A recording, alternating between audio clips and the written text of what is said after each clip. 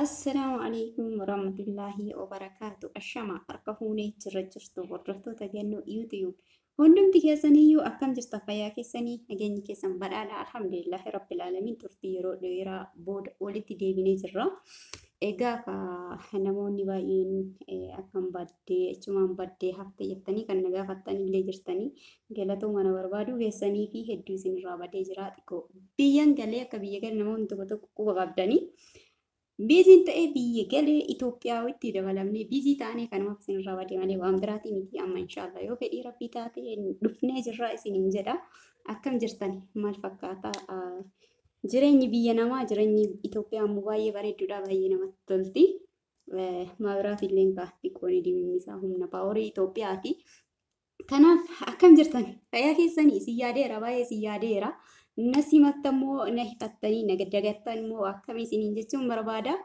Akkasuma nama tokkollee biraa qaba. Hordoftoota kiyya salaama naaf gaafadha. Assalamu alaikum warahmatullahi wabarakatuh. Akkam jirtu hordoftoota kabajamtoota YouTube Ganno dhuftee jirti ammaaf daawwadhaa nus ansumaan nu daawwattamoo hifattan isiniin jecha. Egaa hordoftoota kiyyaa turtii yeroo dheeraa booda walitti deebinee jirra alhamdulillah. Egaa anillee namoota baay'een akkana barbaadanii fi akkana iyyafataa turtanis quban qaba. Haa ta'u garuu hangan torarras baay'ee waayifaa fayyadamaan turre. Garuu alhamdulillah naga qaba. Naga ta'uu koo isin beeksisaas maan jechuun barbaada. Hiriyoota koo hedduu isin yaadeen jira. Kan jireenyi biyya namaa nu barsiistee fi akkasumas kan biyya tokko ta'anii fi kan obboloota ta'anii kan isinirraa badee yaadanii fi isinirraa fagaadhe hedduu tokko yaadamtanii jirtanii si yaadeera amma inshallah yoo fedhii rabbii taate deebi'een jira. Sana lokoo irratti hojjechuuf karoora qabaa yoo rabbi na gargaare akka rabbiin na gargaaru du'aa inaaf godha asumaan ammoo tuyyuu sheerii naaf godhaadha dawgatamee jira chaanaalli kun biyaansi 6 ol akkas turee jira. Kanaaf hammaan qophii biraatiin walitti dhufnu jira jechuu isin yaadachiisuudhaa fi kanaaf sheer laayik koomentii godhaadhaa yaadaa fi koomii qeequmsa qabdanii asirratti naaf kaayaadha. Kanaaf hanga qophii biraa qabadhee isinitti deebuutti viidiyoo gabaabduu tanaan akkanas himattan abdiin qabaa itti aansee viidiyoo biraatiin hanga walitti deebinutti nagatinaa turaa baay'ee si yaadeen jira.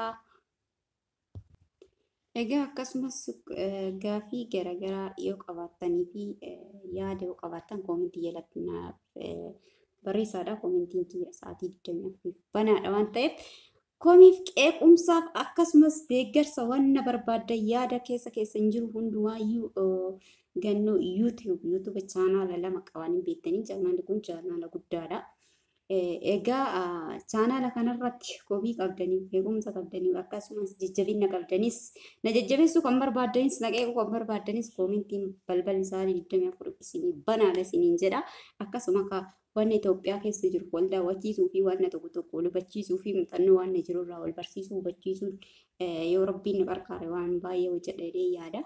Kanaaf isinis rabbii gaditti akka na gargaartanii fi akka sheerii fi laayikii akka na gootanii fi namoota baay'ee na dagatanii jira waan ta'eef chaanaalli kun ji'a 5 waliif irratti maxxanfamee hin beeku waan ta'eef namoonni baay'een na dagatanii jiranii akka namoota baay'ee bira naa ga'uuf sheer naaf godhaa isiniin jedha. Jaalatamtootaa fi kabajamtoota hordoftoota Ganno YouTube hundumti keessaniyyuu baay'ee isin jaaladha isin kabaja guddatu isiniin malaa kaleessas har'a kanas kan asiin nagee isin rabbii gaditti waan ta'eef ammallee abdii rabbii gaditti walirraa qabna waan ta'eef na jajjabeessaa isiniin jedha. Viidiyoo sanarratti dheeressu viidiyoo biraatiin hamma walitti deebinutti turtiin keessan wajjin haa ta'u.